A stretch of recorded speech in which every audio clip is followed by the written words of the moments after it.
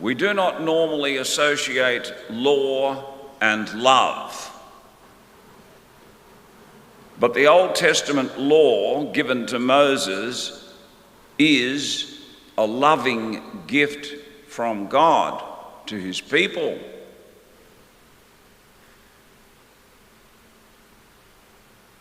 By the use of their natural reason, they could have worked out many of these things, but God saved them the trouble, and he gave it to them as an authoritative teaching to help them to grow and to be strong as a people. The series of Thou Shalt Nots help us to discover who we truly are, our true dignity. They save us from descending to the level of the beasts.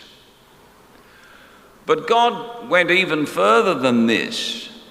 The words of God in the commandments are all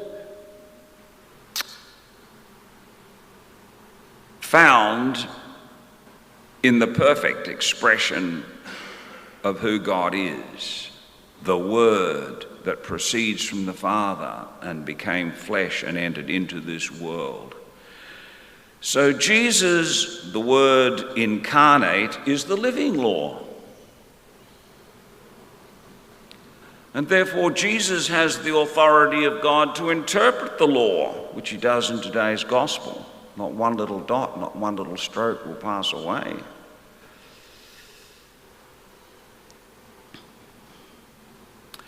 Jesus shows the heart of the law, because the heart of the law is the heart of our merciful Father, our Creator God, who has dignified us with a life of reason. And he wants to save us from making stupid mistakes, because he knows that reason can easily be led astray, especially since the effects of original sin through the passions which cloud reason help us to not to think straight. So we should hang on to every word that comes from the mouth of Jesus, from his lips, every word in today's gospel. The words of Jesus are words that give life. God is truth.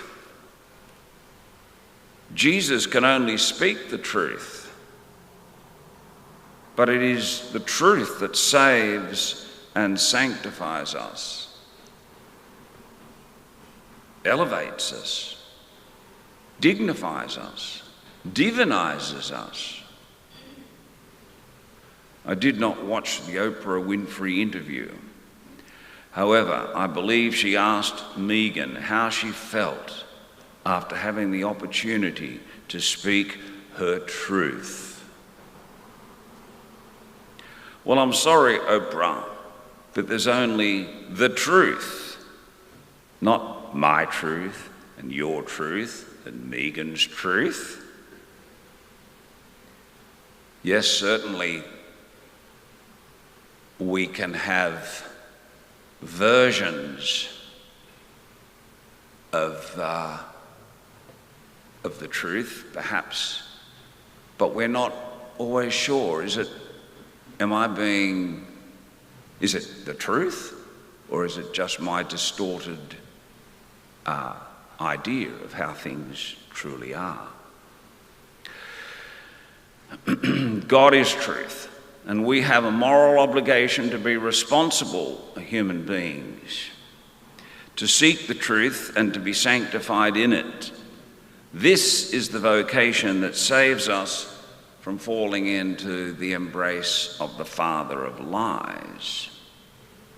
Through prayer, sacraments, and suffering, we are cleansed, because we're not going to escape suffering.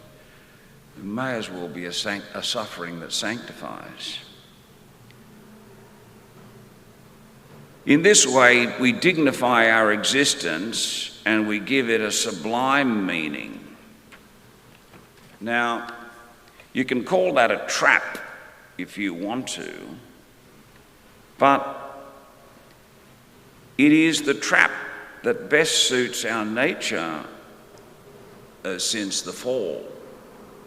Effects of original sin being as they are, it's a trap that can save us from ourselves. In a sense, we are all trapped because of, as I said, the effects of original sin.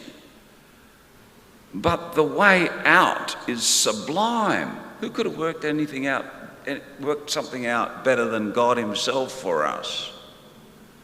He's shown us the way out of our miseries. I'm sorry, but Harry and Meghan have not found their way out of what they describe as a prison. They are still trapped, and they're trapped along with all the other woke folk who want to reconstruct human nature, because this will be a failed social engineering project. Human nature is human nature. It is as it is. As Jordan Peterson understands the Old Testament, he says there is human nature there. We can see that in those stories in the Old Testament. Cain and Abel, we are still just as capable of good and just as capable of evil as our ancestors were. And let us pray that we discover what responsibility can do for us, how it can open up new vistas, new horizons in a life that can be truly an adventure in grace.